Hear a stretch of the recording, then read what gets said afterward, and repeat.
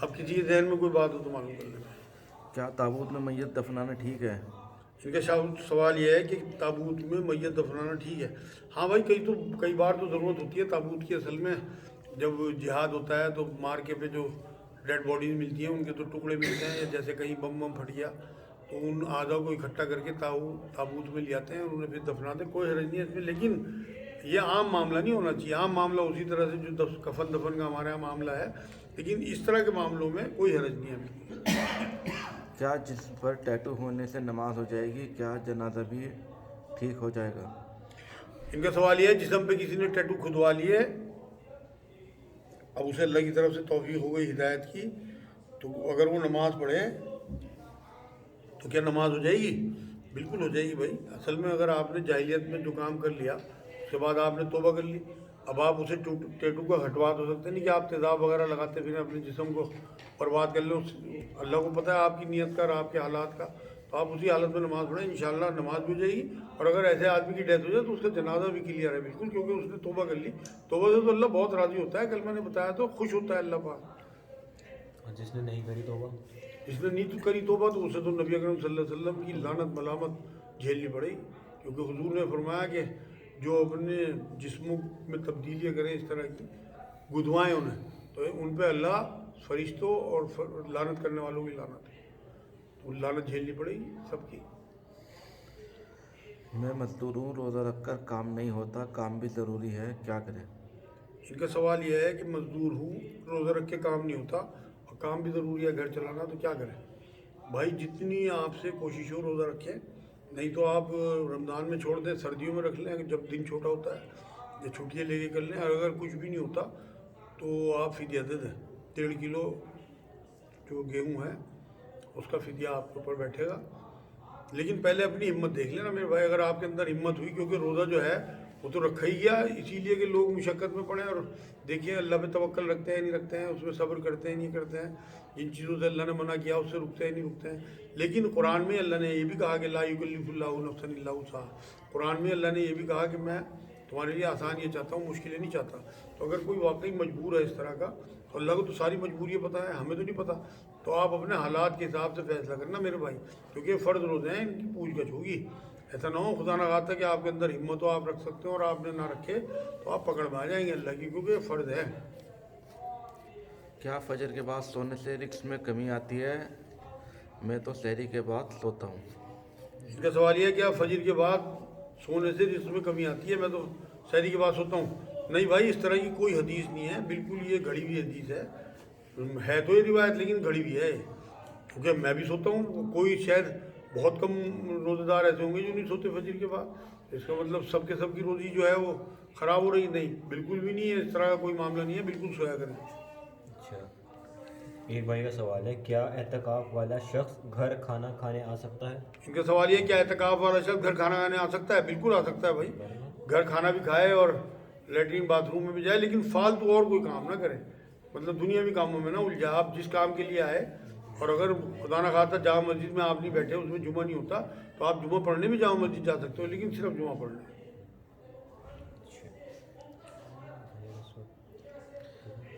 اگر کوئی مغرب سے تھوڑا پہلے روزہ کھول لے تو کیا ہو جائے گا؟ ان کا سوال یہ اگر مغرب سے پہلے کوئی روزہ کھول لے تو ہو جائے گا. بھائی اگر جس طرح میں نے بتایا تھا کہ بھول سے اس نے کچھ کھا لیا، مطلب اچانک سے، تو اس کا تو روزہ ہو جائے گا. لیکن کسی نے جان بوجھ کے روزہ پہلے کھول لیا تو بالکل اس کی روزہ ہی قضا ہوگی. ایک واقعہ ایسا یاد آ رہا میرے کہ حضرت اسماء رضی اللہ تعالیٰ عنہ نبی اکرم صلی اللہ علیہ وسلم کی جو سالی تھی، ایک بار مدینے میں بے انتہا بادل آ گئے، تو کیونکہ وہاں گھڑیاں تو تھی نہیں اس وقت، زمانہ نازانیں تھی، تو ان لوگوں نے سب نے روزہ کھول لیا، ان کے گھر والوں نے. اور پھر تھوڑی دیر میں جو ہے وہ بادل ہٹ گئی اور سورج نکل آیا. تو دوبارہ سے نہ دیکھا انہوں نے، تو ابھی تو دن ہے. تو پھر جب ان سے پوچھا کہ پھر آپ نے کیا کیا، کہ بھائی اس کی روزے کی قضا کی ہم نے. تو اس لیے اگر کوئی پہلے روزہ کھول دیتا ہے تو اس کا روزہ ختم ہو گیا، اسے اس کی قضا دینی پڑے گی. کیا جنت البقیع میں دفن ہونے والوں کو شفاعت ملے گی؟ ان کا سوال یہ ہے کیا جنت البقیع میں دفن ہونے والوں کو شفاعت ملے گی نبی اکرم صلی اللہ علیہ وسلم کی؟ نہیں بھائی سب کو نہیں ملے گی. ویسے تو حضور کی حدیث ہے اگر ایمان کی حالت میں کوئی اس ذوق شوق میں مدینے میں جا کے اس کی ڈیتھ ہو گئی اور اسے جنت البقیع میں जगह मिल गई तो बिल्कुल हुजूर की शफात मिलेगी, लेकिन ईमान वालों को। अब ये तो अबू जहल भी या अबू लहब या बहुत सारे ऐसे जो मुनाफिक थे वो वहाँ दफन है। अब्दुल्ला बिन उबई को इन्हें थोड़ी शफात मिलेगी, इसलिए ईमान वालों को शफात मिलेगी। अच्छा, ये बनु उमैया जो ट्राइब था ये कैसा था, मतलब कबीला सही था क्या? ठीक थे उस ज़माने में, सियासी मामला था असल में, वो बहुत उसमें आपस में, अब वो इतने अजीम लोग हैं कि मैं उनके बारे में बोलना नहीं चाहता। असल में उनके अपने आपस में अख्तिलाफात थे, जो भी था, मतलब कुछ साजिशें हुई, तो सियासत का जो मामला था ना उसमें तो बस हमें चुप रहना चाहिए सहाबा किराम के मामले में। अब इस सौमी का दिन में तुम्हें चाहिए रमज़ान रोज़े की नीयत ठीक है और रोज़ा खोलने की? इनका सवाल यह है, रोज़ा रखने की जो नीयत है वो भी सरगू खबर नहीं थी, वो शहर रमज़ान, क्या ये ठीक है? नहीं भाई, ठीक नहीं है, तो बिदत है। नबी अकरम सल्लल्लाहु अलैहि वसल्लम ने कभी ये नीयत नहीं बताई। रोज़ा रखने की नीयत क्या, आप कोई नमाज की या आप कोई हज की या किसी चीज़ की कोई नीयत करते हो, आपने तो जाके अल्लाह अकबर कह के नीयत बांध लिया। आपका जो इरादा है, ज़ोहर के नमाज़ पढ़ने जा रहे हैं आपका इरादा है ज़ोहर पढ़ना है, बस आपने जाके अल्लाह अकबर का आपकी वो नीयत हो गई। दिल के इरादे का नाम नीयत है। इसलिए जब आप रोज़ा रख रहे हैं तो आप जब भी जो है बस दिल में इरादा करें कि मैं रोज़ा रख रहा हूँ। मैंने तो आपको बताया था शायद शुरू रमज़ान में कि पूरे रमज़ान की नीयत कर लें, जिससे कि आपके पूरे रमज़ान की जो है वो नीयत हो जाए, अल्हम्दुलिल्लाह सारे रोज़ा आपके हो जाए। इसी तरह रोज़ा खोलने की नीयत, रोज़ा खोलने की जो पढ़ी जाती है हमारे यहाँ दुआ, वो रोज़ा खोलने के बाद की दुआ है वो, और उसमें बहुत लंबी कर दी, उसे ही बढ़ा दी उन्होंने। कौन सी दुआ पढ़ते हैं? लकसमतु अबई का मंतु वाला, ये सब आगे बढ़ा दिया इन्होंने। अल्लाहुम्मा इन्नी भी नहीं है, लकसमतु वबी का मंतु, बस यहीं तक है। और वो जो है वो है, लेकिन ये वाली जो दुआ है ना, इसमें इन्होंने मजीद बढ़ा दिया। कौन सी?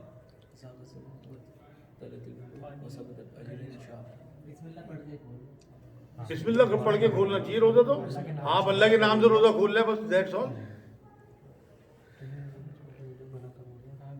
हो गया भाई बस। दूसरे अशरे की दुआ क्या है? दूसरे अशरे की दुआ कोई नबी ने नहीं बताई। दूसरे अशरे की दुआ मेरे भाई, हुज़ूर अकरम सल्लल्लाहु अलैहि वसल्लम ने सिर्फ आखिरी अशरे में जो हज़रत आयशा को दुआ बताई थी, वो मैं आपको तीसरे अशरे में इंशाअल्लाह याद करा दूँगा। और कोई दुआ नबी ने नहीं बताई। सारी दुआएं जो आपकी अपनी ज़बान में आपको याद हों या अरबी ज़बान में जिनका आपको तर्जुमा आता हो, वो सब पहले अशरे में, दूसरे अशरे में वो आप पढ़ें इंशाअल्लाह ताला, उससे आपको बहुत फ़ायदा होगा। मैंने आपको कल भी बताया था कि रोज़ेदार की पूरा टाइम दुआओं का है कि आप सहरी से लेके इफ्तार तक दुआएं करें अल्लाह से। नमाज में सजदा सो आता है तो पीछे बैठे हुए जो बैठे होते हैं तो क्या उन पर भी वाजिब है सजदा करना? सजदा सौ जी सजदा सो नहीं, इनका सजदा कुरान वाले सजदे की बात कर रहे हैं आप। कुरान शरीफ में हाँ, नमाज में जो सजदा आता है तरावियों में, तो जो लोग पीछे बैठे हुए कुरान सुन रहे हैं, क्या उन पे भी सजदा करना वाजिब है? बिल्कुल वाजिब है भाई। यहाँ तक मैं बता दूँ आपको, अगर आपकी एक रकात निकल गई, आप इमाम के पीछे दूसरी रकात में आके शामिल हुए, अगर पहली रकात में इमाम साहब ने सजदा किया था तो आप इमाम के ताबे हो। आप जब दूसरी रकात पढ़ोगे उसमें सजदा सहू करोगे, वो सजदा सहू कह रहा मैं, वो सजदा तिलावत करोगे। अच्छा, हजरत अस्वद चूमने के टाइम औरतें और मर्द टकराते हैं, क्या ये ठीक है? हाँ, मैंने भी देखा भाई। इनका सवाल ये है कि हजरत अस्वद चूमने के लिए औरतें जो हैं वो अंदर घुसती हैं और मर्दों से टकराती हैं, क्या ये ठीक है? बिल्कुल भी ठीक नहीं है। असल में जिस चीज़ का अल्लाह रब्बुल इज़्ज़त ने हमारे लिए रुख्सत दे दी ना, अब नबी अकरम सल्लल्लाहु अलैहि वसल्लम ने फरमाया कि अगर तुम हजरत अस्वद तक नहीं पहुँच पाते तो तुम इस्लाम कर लिया करो। इस्लाम कहते हैं वो जो हरी पट्टी है एक का, उसके सामने हजरत अस्वद के, उस पर खड़े हो गया, आपने दो हाथ इस तरह करे और चूम लिए, इस्लाम कहलाता है। तो नबी अकरम सल्लल्लाहु अलैहि वसल्लम इस्लाम फरमाते थे, क्योंकि भीड़ अगर हो तो फिर उसमें औरतों का घुसना, नामहरम मर्दों से टकराना, ये और बड़े गुनाह की बात हो जाएगी। हाँ, तवाफ़ में तो मजबूरी है कि वो तो फ़र्ज़ है भाई, वो तो करना है, वाजिब है, आप उम्रा कर रहे हैं। लेकिन हजर अस्वद चूमने की तो अल्लाह ने रुख्सत दी ना, दूसरी चीज़ बता दी कि उसके बदले में आप ये कर लो। अपने वालिद से औलाद अपना हक मांग सकती है क्या? इनका सवाल है कि अपने वालिद से औलाद अपना हक मांग सकती है? नहीं भाई, असल में विरासत जो है ना वो मौत के बाद है, ज़िंदगी में तो वो मालिक है। आप कौन सा हक मांग रहे हैं? आपने क्या करा उनके लिए? भाई उनके पास जो माल है वो उनका है, उनके मरने के बाद वो औलाद में बटेगा। लेकिन उनकी ज़िंदगी में उनकी औलाद उनसे माल मांगने लगे तो अजीब व गरीब जुमला है। किसी भी कीमत पर मुनासिब नहीं है और गुनाहगार होगा, पकड़ा जाएगा अल्लाह के यहाँ।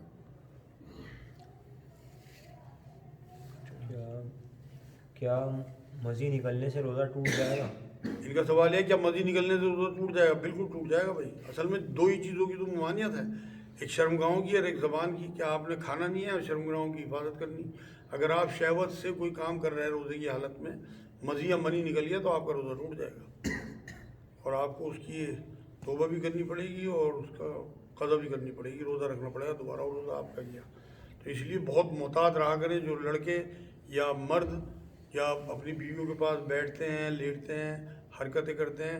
1 महीने की बात है, अल्लाह का पाक महीना है, इसमें पाकी के साथ गुजार दो। जब नबी अकरम सल्लल्लाहु अलैहि वसल्लम से एक जवान ने सवाल किया था बोसो किनार वाला अपनी बीवी से, तो हुजूर ने उसे मना कर दिया था, क्योंकि हुजूर को पता था कि जवानों से जो है ज़्यादा रुका नहीं जाएगा।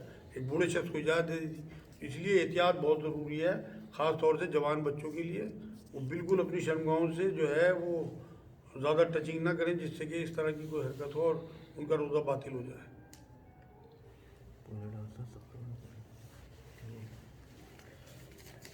हेल्थ से जुड़े हुए कुछ सवाल। 65 साल के लेडीज़ हैं, उनको टांगों में बेचैनी रहती है, रात में सो नहीं पाती, एंजाइटी और डिप्रेशन की प्रॉब्लम भी है। अब इन्हें तो देखना पड़ेगा मेरे भाई। इनका सवाल यह है, कोई 65 साल की लेडी है, उसकी टांगों में बेचैनी है और डिप्रेशन भी है। इन्हें शुगर तो नहीं है, ब्लड प्रेशर तो नहीं है। अगर शुगर नहीं है तो एक आंवले का मुरब्बा रोज़ रात को सोते हुए देना, और 1 चम्मच शहद गर्म पानी में सुबह शाम पिए, रात को हल्दी वाला दूध पिए, 1 चम्मच जैतून का तेल पिए सुबह शाम। इंशाल्लाह बहुत बढ़िया ज़िंदगी हो जाएगी। या सलाम या अल्लाह की कसरत रखें, ज़्यादा से ज़्यादा नमाज़ों की पाबंदी रखें। खड़े होकर नमाज ना पढ़ी जाए, पैरों में बेचैनी है तो बैठ के पढ़ें, लेकिन पढ़ें ज़रूर। बचपन में बवासीर हुई थी, मसे थे, ऑपरेशन से ठीक हो गए। अब उम्र 40 साल हो गई तो लेटरिन के रास्ते में खुजली, जलन और दुखन रहती है, कब्ज़ भी रहती है। इन्हें इनका ऑपरेशन हो चुका बवासीर का, ये पूछ रहे हैं अब लेटरिन की जगह पे जलन होती है और कब्ज़ भी रहता है और तकलीफ़ होती है लेटरिन जगह पे। 3 इंजीर सुबह को निहार मुँह और सना मक्खी की पत्ती देसी दवाई वालों के यहाँ मिल जाएंगी, 50 रुपए की ले लें, उनका पाउडर बना लें और आधा चम्मच सना मक्खी की पत्ती आधे गिलास गर्म पानी में घोल के रात को सोते हुए पी लें। कब्ज़ भी टूट जाएगा इंशाल्लाह और बवासीर भी खत्म हो जाएगी। तीसरा काम ये करें कि लेटरिन की जगह पे सरसों का तेल लगाया करें अंदर तक उल्टे हाथ से, दिन में 2-3 बार, तो सारी बेचैनी, मिर्चें सब खत्म हो जाएंगी, मस्से भी खत्म हो जाएंगी इंशाल्लाह। बाकी हम दवाई बनाते हैं, मरकज़ में आ जाएँ ईद के बाद तो मैं अपने पास से दवाई दूँगा बवासीर की। अगर इससे ठीक ना हुआ तो इस चीज़ से ठीक हो जाएंगी, आना नहीं पड़ेगा। आंखों की रोशनी के लिए कोई फार्मूला लाइफ टाइम के लिए जो चश्मा ना लगे जल्दी? इनका सवाल ये है आंखों की रोशनी के लिए कोई फार्मूला। भाई एक तो सौंफ, आधा चम्मच सौंफ दिन में 2-3 बार खाने के बाद ले लिया करें। दूसरे दूध का दम बहुत अहम तरीन चीज़ है आँख की रोशनी रोकने के लिए, कि आप नमाज वाला दुरूद शरीफ पढ़ें और दोनों शहादत की उंगलियाँ इस तरह मिलाएं और ऐसे फूंक मारें और दोनों आँखों पे इस तरह फेर लें हर नमाज के बाद। इंशाल्लाह आँखों की रोशनी ख़राब नहीं हुई, चश्मा नहीं लगेगा अल्लाह ने चाहा तो। और सौंफ का रग मंगा के रख लें, और सौंफ का रग बूंदे एक बूंद आँख में डाला करें दिन में 2-3 बार। इंशाल्लाह सारी गंदगी बाहर आ जाएगी और आप देखिए रोशनी कितनी बढ़िया हो जाती है आपकी। अच्छा, अल्लाह नूर समावाती वल अर्द पढ़ के अगर ऐसे कर ली जैसा आपने बताया भाई, ये तो मैंने जो आपको बताया है ये तो किसी बुजुर्ग का बताया हुआ है। अब हल्ला करे उसी से फ़ायदा हो जाए। दुरूद शरीफ जो है किसी बुजुर्ग का बताया हुआ है मुझे, तो मैंने वो आपको बता दिया, लेकिन जिसकी मुझे इजाज़त होगी मैं वो आगे दे सकता हूँ। ये जो आप बता रहे हैं कि अगर किसी ने आपको इजाज़त दी तो इसकी आप करो, मुझे इसकी इजाज़त है जो मैं आपको बता रहा हूँ। जैसे हुजूर का नाम आते ही कुछ लोग दिल पे हाथ रखते हैं, कुछ अंगूठे चूमते हैं अपने, तो ये क्या सही है? इनका सवाल ये है हुजूर का नाम आते ही कुछ लोग अंगूठी चूमते हैं, कुछ दिल पे हाथ रखते हैं, क्या है ठीक है? असल में मोहब्बत का मुजाहरा है और कुछ भी नहीं है, लेकिन साहबा इकराम का ये तरीका नहीं था। तो किसी एक साहबी ने हुजूर की कुछ छवि सी देखी तो उन्होंने अंगूठों में अपने उन्होंने चूम लिए, लेकिन वो एक साहबी के लिए थे, उन्हें देख के और साहबा ने तो नहीं ये काम किया। तो अगर इस तरह की अगर मुस्तकिल हम ये कहें कि भाई अगर हमने नाम आने पे ना चूमा तो हम गुनहगार हो जाएंगे, तो ये बिदअत बन जाएगी। तो इसलिए कभी कभी किसी का दिल चाहे बिल्कुल चूम लें, हाथ भी रख लें, कोई हरज नहीं है, लेकिन इसे मामूल नहीं बनाना कि आप हर बार ही चूमते फिर रहे और आप बिल्कुल लोगों के बीच में नुमाया होगा कि ये तो जब भी नाम आएगा जब भी चूमेगा। बेटे की उम्र 10 साल है, नेजल प्रॉब्लम है उसको, डीएनएस यानी कि नाक की हड्डी बढ़ी हुई है और रात में सोते हुए परेशानी होती है बहुत। ان کا سوال یہ ہے ان کے بیٹے کو سائنس کی پرابلم ہے, آنکھوں کی پرابلم ہے. بھائی انہیں تو آپ کو میرے پاس لانا پڑے گا مرکز. عید کے بعد انشاءاللہ آپ کا بچہ اچھا ہو جائے گا بنا کسی آپریشن کے. ورنہ ڈاکٹر تو ناک کا آپریشن بتا دیں گے, اس کے کان کا آپریشن بتا دیں گے, اور آپ پرابلم میں آ جاؤ گے. اور وہ ٹھیک بھی نہیں ہوتا پوری طرح سے, مطلب بہت سے ٹھیک ہوتے ہیں لیکن زیادہ تر ناکامیاب ہوتے ہیں آپریشن. یہ آپریشن ہی بتایا ہمارے پاس ہاں آپریشن ہی بتایا نا, مجھے پتا ہے, لیکن آپریشن کامیاب نہیں ہوتے. میں نے خود اپنی وائف کا آپریشن کرا دیا 98 میں, 6 مہینے بعد پھر وہی سائنس کی پرابلم اسے ہو گئی تھی. تو اس لیے جو ہم دوائی دیں گے نا اسے ہومیوپیتھک کی, اور انشاءاللہ جو ہم بناتے ہیں دوائی اس سے وہ بالکل ٹھیک ہو جائے گا بچہ آپ کا, صحت بھی ہو جائے گی. دانتوں میں بہت زیادہ تکلیف ہے جس کے درد ہوتا ہے, مطلب اس کے کیا ان کا سوال یہ ہے دانتوں میں بہت زیادہ تکلیف ہو, جن کے درد ہوتا ہے وہ کیا کریں. ککر کی چھال آتی ہے ایک, وہ دیسی دوائی والوں کے یہاں مل جائے گی, اسے لال پھٹکری کے ساتھ ملا کے گرم کریں آدھے گلاس پانی میں, اور اس کی کلیاں کرا کریں. انشاءاللہ ہلتے ہوئے دانت بھی جم جائیں گے. اور اگر دانتوں سے خون بھی آتا ہے 3 کاجو روز کھائیں. اور اجوین آتی ہے, اجوین کو بھون لیں تھوڑا سا اور اسے پیس کے رکھ لیں, اور اس میں تھوڑا سا نمک ملا لیں, آدھا چمچ اجوین پیسی ہوئی, 1 چٹکی اس میں ہلکا سا آدھی چٹکی نمک ملا کے اسے رات کو سوتے ہوئے منجن کی طرح منہ میں لگا لیں, اور صبح وہ کلی کریں. آج کل کر لیں, سحری میں کلی کر لیں, دانت ایسے ہو جائیں گے انشاءاللہ, چمک بھی جائیں گے اور دانتوں کی کوئی بیماری بھی نہیں رہے گی. یہ میرے نا کچھ یہ دانت کالے ہو رہے ہیں, نہ تو ان میں درد ہوتا نہ کچھ ہوتا, لیکن ہے یہ کالے, پتہ نہیں کیا بات ہے. میں نے آپ کو بتایا اس کے لیے آپ کو ایک تو ٹوتھ پیسٹ, جی ایک اس میں نیمبو, جی ایک اس میں کھانے کا سوڈا, جی یہ چیزیں ملا کے پیسٹ سا بنا کے اسے مل لینا, 5 منٹ بعد کلی کر لینا. اگر یہ آپ سے نہیں ہوتا تو ایک مہانمائی کا منجن آتا ہے, پیلے رنگ کی شیشی ہوگی 40-50 روپے کا, وہ آپ صبح شام کر کے نا منہ میں چھوڑ دو, 5 منٹ بعد کلی کرو, سب آپ کو لگے گا کہ میری ساری میلیں دھل گئی انشاءاللہ کچھ دنوں میں. میں تو سالوں سے وہ استعمال کر رہا, پیسٹ بھی نہیں کرتا میں تو, اسی لیے صرف وہ استعمال کرتا ہوں. تو وہی صفائی باہر سے جیسے ڈینٹسٹ وغیرہ اس پہ ضرورت ہی نہیں پڑے گی آپ کو اگر آپ نے کر لیا. وما علینا الا البلاغ. اللہم صلی اللہ سیدنا محمد وعلی آل سیدنا محمد وسلم. اللہ ہمارا بیٹھنا قبول فرما لے, جو پڑھا سنا اس پہ عمل کی توفیق عطا فرما. رمضان کا زیادہ زیادہ فائدہ اٹھانے کی توفیق عطا فرما. ایمان والی آسان زندگی, ایمان والی آسان موت عطا. سبحان ربک رب العزت عما یصفون وسلام علی المرسلین.